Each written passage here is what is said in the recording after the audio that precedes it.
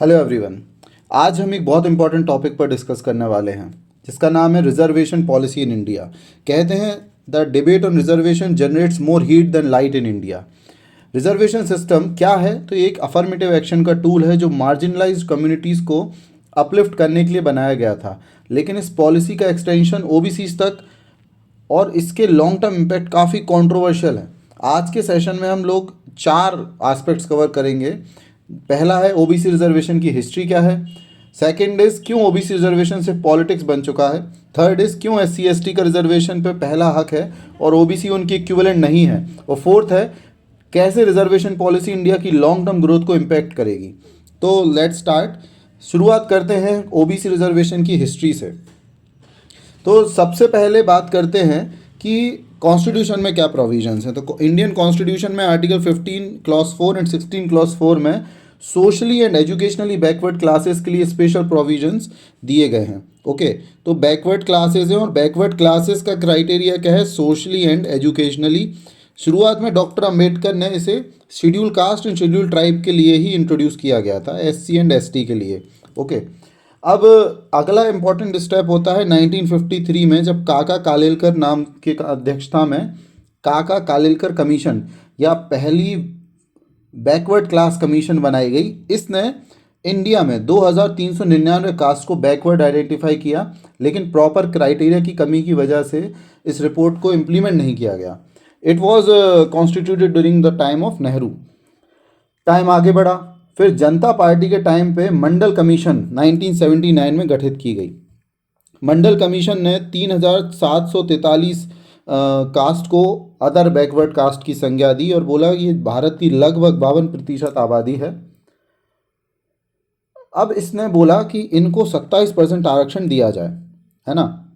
लेकिन 10 साल तक इस पर कोई कार्रवाई नहीं की गई and it was in 1990 when it was implemented. इसके इम्प्लीमेंटेशन पे से देश भर में काफ़ी स्ट्रॉन्ग प्रोटेस्ट हुए और कुछ स्टूडेंट सेल्फ इमोलेशंस तक का कदम उठा चुके हैं इसमें, खुद को आग लगाने का।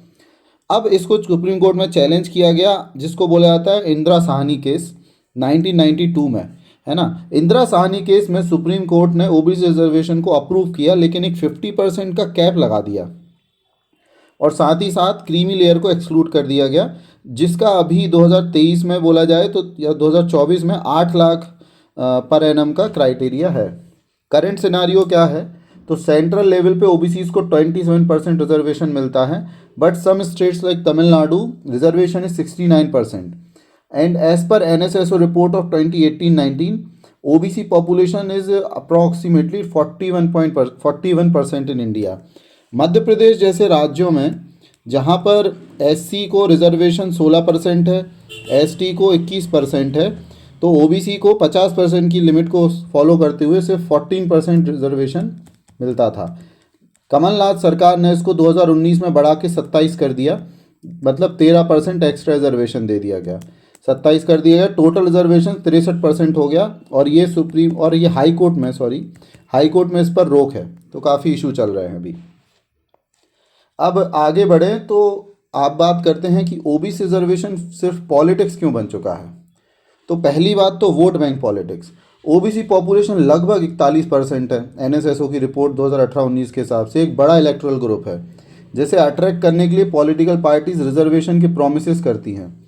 फॉर एग्जाम्पल मध्य प्रदेश को ही ले लें, जहाँ पर 14 से बढ़ा के 27% किया गया, है ना, लेकिन कोर्ट का अप्रूवल अभी पेंडिंग है। दूसरा, आर्बिट्रेरी एक्सपेंशन देखा जा रहा है। डोमिनेंट कम्युनिटीज़ जैसे कि जाट हरियाणा में, मराठाज इन महाराष्ट्र में और पाटीदार्स गुजरात में, ये भी ओबीसी रिजर्वेशन डिमांड करते हैं। ये बताते हैं कि रिजर्वेशन सिर्फ पॉलिटिकल गेन्स के लिए यूज़ हो रहा है। तीसरा जो है आर्ग्यूमेंट वो है कि we don't have updated data. 1931 के बाद से भारत में कास्ट सेंसस नहीं हुआ है। 2011 के socio economic caste census data को रिलीज़ करने में गवर्नमेंट हेजिटेट करती हैं, क्योंकि इसका पॉलिटिकल और सोशल बैकलैश हो सकता है and it will be equivalent to opening the Pandora's box. और चौथा है कि अनइवन बेनिफिट्स मिलते हैं।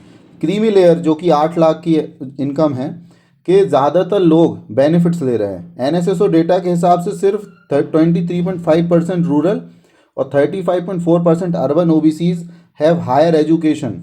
ओके, अब ये समझते हैं कि ओबीसीज एससी और एसटी की इक्विवेलेंट क्यों नहीं है, क्या अंतर है। तो पहला तो हिस्टोरिकल डिस्क्रिमिनेशन, शेड्यूल कास्ट के लोगों ने अनटचेबिलिटी और सिस्टमेटिक एक्सक्लूजन फेस किया, जबकि ओबीसीज यूजुअली इंटरमीडिएट पोजीशन में थे। और लिटरेसी रेट की बात करें तो 2011 के सेंसस में शेड्यूल कास्ट का 66% है, वहीं ओबीसीज का 71% है, जो कि शेड्यूल कास्ट से ज़्यादा है। दूसरा आर्ग्यूमेंट आता है इकोनॉमिक पोजीशन का। शेड्यूल ट्राइब्स जो हैं वो जोग्राफिकली आइसोलेटेड थे, जबकि ओबीसीज जैसे यादव कुर्मी जैसे ग्रुप्स इकोनॉमिकली और सोशली काफ़ी बेटर ऑफ हैं। पावर्टी रेट की बात करें तो 2021 के नीति आयोग की रिपोर्ट के अनुसार शेड्यूल कास्ट में ये 28.8% है, शेड्यूल ट्राइब्स में 32.7% है, जबकि ओबीसीज में it is just 20.7%। Okay, then it comes to political dominance. तो OBCs are very politically strong.